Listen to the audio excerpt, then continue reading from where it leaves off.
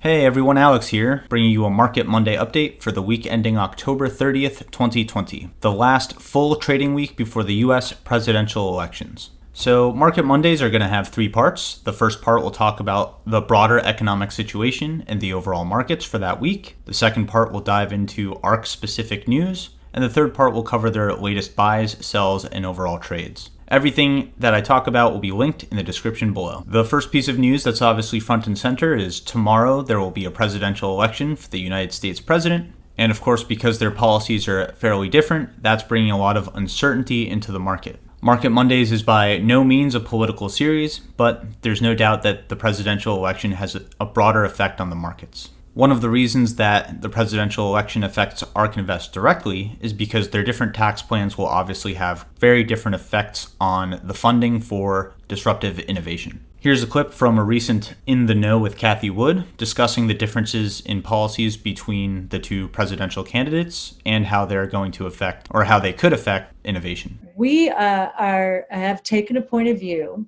about innovation specifically, depending on who wins.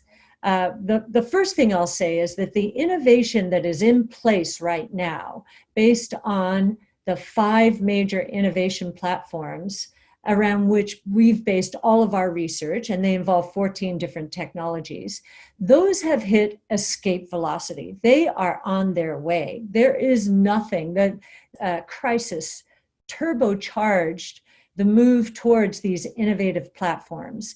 And we don't think there's any looking back from there. So that's good news. Now, we do need to address the difference between a Biden and a Trump presidency. As far as the Trump presidency goes, we have an idea of what will happen because of the first administration, his first administration. We're probably going to see lower taxes of all kinds, at least proposed, whether that's capital gains, income taxes, a movement towards a flat tax, estate taxes, and maybe even more corporate tax reform, which may streamline the tax code to the benefit of some and to the detriment of others. And so more of the same is what we'd expect, as well as more deregulation. With a Biden administration, given what we're hearing from former Vice President Joe Biden and Kamala Harris, we know there will be higher tax rates of all kinds. And there probably will be a lot more deregulation. I mean, not deregulation, an unwinding of the deregulation and more regulation. Now, just from a pure incentive point of view, we think this will hurt future innovation. And in fact, what it could do is add more momentum to the innovation that I just mentioned has hit escape velocity, because corporations and consumers are probably going to have to look for ways to save costs if their taxes are going up. And we know that innovation is a surefire way to cut costs. It's usually cheaper, better, faster, more productive, more creative in terms of evolving new products and services. So it actually could help those. But we do fear what would happen to future innovation. And what we think could happen is that it would shift to other more tax-friendly regimes. Another major factor that's been affecting the broader markets is the uptick in cases of the Rona around the US. And the reason this affects the broader markets is because it threatens further economic shutdowns, which obviously lowers liquidity and keeps money out of the market. As you can see in other parts of the world, they're already imposing partial lockdowns, specifically in the EU and the UK. So Paris, England, and Germany are all imposing partial or full lockdowns for the month of November. And since we're in a fairly globalized economy, obviously people in the US are worried about the same thing, and so they're not spending on things like stocks. Another big influencer of the broader market is the stalling of the stimulus talks, not just for people getting individual checks, but for businesses getting new rounds of loans. So the looming election, the uptick in cases, the partial lockdowns overseas, and the stalling of the stimulus bill are all affecting the market in the same way, in my opinion, and that is by increasing uncertainty. So overall, a bearish thesis for the market looking forward, pulling money out of the markets into much less risky assets. So we can look at sentiment surveys and see what other market participants are thinking. So what you're seeing here is a survey of market participants, half a point drop in bullish market participants, an almost 2-point drop in neutral market participants, and a 2.3% increase in bearish sentiment around the market. And from a historic perspective, we are 2.7% less bullish than average, 2.1% less neutral than average, and almost 5% more bearish than average. So the average market participant today is more bearish than usual. So what you're seeing here is a map of the S&P 500's 1-week performance. It is clustered by economic sector. So in the top left, you have technology. In the bottom left, you have financials. In the top right, you have consumer defensive and so on. And as you can see here, the map is largely red, indicating that most of the broader index is down for the week. So that really matches the sentiment that most market participants have. And that's because the market is pricing in all of the news I mentioned. And it's important to keep this context in mind when we look at ARK's trades moving forward, as well as any investment decisions we may be making as a result of those trades. Another way to look at the S&P 500's performance and the Nasdaq's performance on the right. As you can see, the S&P 500 dropped about 4%, and the Nasdaq dropped between 4 and 4.5 points as well. Obviously, the S&P 500 and the Nasdaq are broad indices, baskets between 1 and 500 stocks in them. So individual stocks may or may not be hit a lot harder than these 4 to 5% swings. So another indicator we can look at is the volatility of the two indexes we just covered. The VIX, or the VIX, measures the volatility of the S&P 500, and the VXN, or the VIXN, measures the volatility of the Nasdaq. A good rule of thumb is if volatility is over 28, definitely over 30, that it's a very volatile market. So what I did was I'm showing where 28 is on both of these plots. And as you can see, definitely in the last week, we have entered a very volatile market. Volatility, of course, is a measure of the fluctuations in price. The more volatile, the bigger those swings. So it's a very choppy market. If you were in a boat, these would be rough waters. So some silver lining for the dark cloud that is the market for last week. Tesla absolutely demolished its Q3 earnings. They reported a revenue of $8.7 billion compared to about 8.3 to 8.4, which was analysts' expectations. So that's a 4% beat. And their profits per share were 76 cents, which is a 20% over analyst expectations of roughly 61 cents. So absolutely smashing earnings, which is great. And that's largely in part to the additional sales as a result of the new Model Y. Tesla is, of course, ARK Invest's biggest holding. It's also their number one holding in the ARK Disruptive Innovation Fund, the ARK Autonomous Tech and Robotics Fund, and the Next Generation Internet Fund. So ARKK, ARKW, and ARKQ. Another piece of news from earlier in the month that I think is very relevant is that the pioneers of CRISPR have won the Nobel Prize in Chemistry. CRISPR is often thought of as the scissors for gene editing, to be put very simply. So that's obviously wonderful news for CRISPR, and CRISPR is ARK Invest's fifth largest holding. It's number 5 in ARKK, their General Innovation Fund, and number 2 in their Genomic Revolution Fund. Over the last month, ARK has released a lot of new media, including a new white paper and obviously their monthly webinar. The webinar talks about the possibility of the market currently being in a bubble, the impact the election is having on the broader market, as well as trying to evaluate Square, one of ARK's biggest holdings. It also talks about industries that can possibly be disrupted by innovation, and I encourage everyone to read that white paper, and I'll link it in the description below.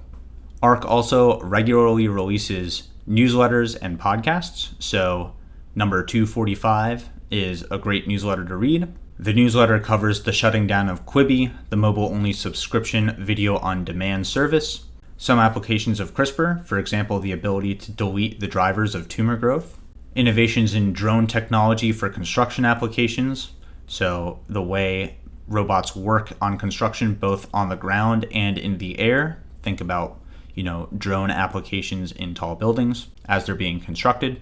And PayPal's deep dive into the cryptocurrency space, as PayPal unveils plans to enable the purchase and sale of cryptocurrencies. ARK also released episode 81 of their FYI podcast, which you can find anywhere podcasts are available, and also on YouTube, on their YouTube channel. And episode 81 is all about Bitcoin as an investment. So Bitcoin and cryptocurrency are largely used today as hedges.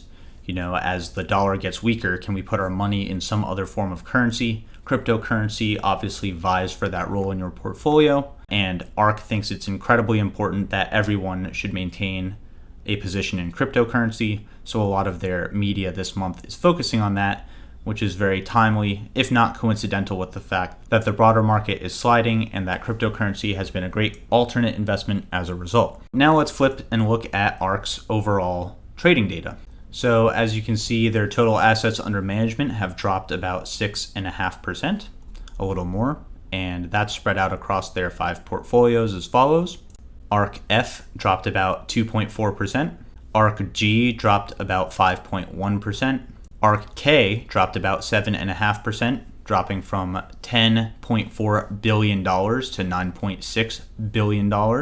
ARKQ dropped about 7.1%, and ARKW dropped about 6.6%. It's important to remember that ARK invests in particularly volatile stocks just by nature of investing in disruptive innovation. So the fact that their total assets have dropped by seemingly more than the broader markets is not a reflection of their portfolio management performance, but just a reflection of the stocks that they pick and how they choose to trade them. So I wouldn't worry too much about the fact that their total assets under management have dropped by more than the broader indices. Another interesting way to view all of their holdings is by combining all of their portfolios and treating them as one big portfolio and looking at them as an institution. And that's what this bar chart is showing here. So what you're seeing here is roughly their top 33 holdings organized by percent of their total market value. So as you can see, Tesla represents a little less than 8% of their total holdings as an institution right now. And those top 5 positions, Tesla, Invitae, Square, CRISPR, and Roku, make up about 27% of all of their allocated funds overall. They have 40 holdings that are worth over $100 million, and they currently hold 142 tickers in total across their 5 funds. The asterisk is there because that does not include things like bonds, Japanese, or Hong Kong currency. That just includes tickers for companies. Another way to view all of their ARK holdings is in a pie chart, and that's what you're seeing here. So as I just mentioned, Tesla, a little under 8% of their overall holdings, followed by Invitae, Square, CRISPR, Roku, and then going down and down the list until you start hitting those tiny chunks that are traded near the bottom of each one of their portfolios. And if anyone else would like to see the data visualized in a different way, feel free to comment below. I read every comment, and I'm always interested in finding new and cool ways to visualize all of ARK's data. So this is one such new and cool way. This is what I'm calling the trading board. It kind of looks like the map of the S&P 500 that we looked at earlier. And what this does is it's a cross-section of all of the holdings that ARK has across all of their funds. And it's colored by the changes in the amount of shares that they're holding. So not necessarily accounting for price action, but just accounting for buys and sells, because while ARK does not control the price of each stock, what they can do is control how many shares they're currently holding. So as you can see, some of their biggest drops are in Apple, Xilinx, and Illumina.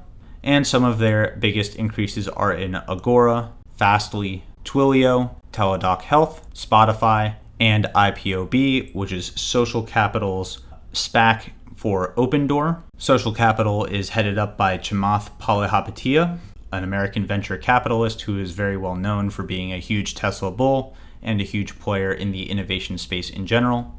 He sits on the board of Virgin Galactic Holdings, ticker SPCE, and has reserved tickers IPO A through Z for future SPAC combinations. So getting back to this trading board, what we can do is we can take the biggest changes and we can just put them in an ordered list, and that's what you're seeing here. So in each of these two tables, the right-hand most column is the most recent date, October 30th, 2020. That's Friday. So Nano Dimension Limited takes the number 1 spot. The number 2 spot, CCTJPY, is just the Japanese yen. EXAS is Exact Sciences. RPTX is Repair Therapeutics. And API is Agora Inc. The way to read this list is just from left to right.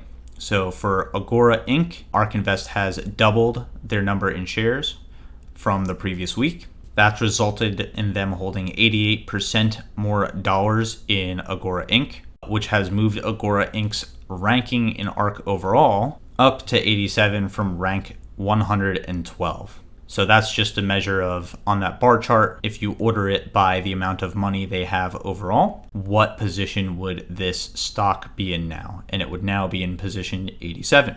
The price per share as of Friday's close was $38.50, which is that 8.6% drop, which is why even though they doubled their shares, the net change was only 88%. You can see that they increased their position in Fastly by 36%, their position in Twilio by just under 25%, as well as Teladoc Health, just under 23% for Spotify, just over 22% for Social Capital, so on down the list. And then their biggest 3 sells for the week were Apple, Xilinx, and Illumina. And as you can see on the far right, there weren't huge changes in price in a lot of their biggest sells. So they're selling for a different reason. My guess is it's active risk management. I covered all the different reasons that they could sell in a previous video, so I'll link that up around the top right corner here. Anyway, the one thing that I do want to mention is when they make big sells like this, it's probably not a change in their investment conviction, but it tends to be more because they're balancing certain different factors in their portfolio, like how much of a given innovation platform they want exposure to, or how much correlation they want with the broader markets. Apple and Amazon, of course, are correlated to the broader markets as they drive the performance of the S&P 500 and the NASDAQ substantially. Apple is sitting at about 13% of the NASDAQ in the number 1 spot, and Amazon is about 10.5% in the number 3 spot of the NASDAQ by holding weight. So just some context as to why ARK Invest may have sold those positions. So this is the first episode of Market Monday. There are a lot of ways that I can make this better, and I definitely want to hear from you if you have any suggestions. Currently, some of the things I want to work on is adding a segment for the top 5 holdings of ARK. I'm thinking about calling that Top 5 and Under 5, where we go over Tesla, Invitae, Square, Roku, and CRISPR in about 1 minute each, since those companies obviously have a lot of news surrounding them. Understanding if for this week ARK was a net buyer or a net seller. Most weeks they're a net buyer, I believe. And updates by each ETF instead of just as an institution overall. So looking at ARKK, ARKG, ARKW, ARKQ, and ARKF, and asking fund-specific questions. I'm also interested in your opinions on these current visualizations, whether you're interested in me doing any more white paper overviews, and any additional ARK-related topics you think I should be covering. I encourage you to leave a comment. I read every comment, and I'm always interested in getting feedback. So I hope you've enjoyed this episode of Market Mondays. Thank you for watching, and I'll see you all after the election. And you're awesome.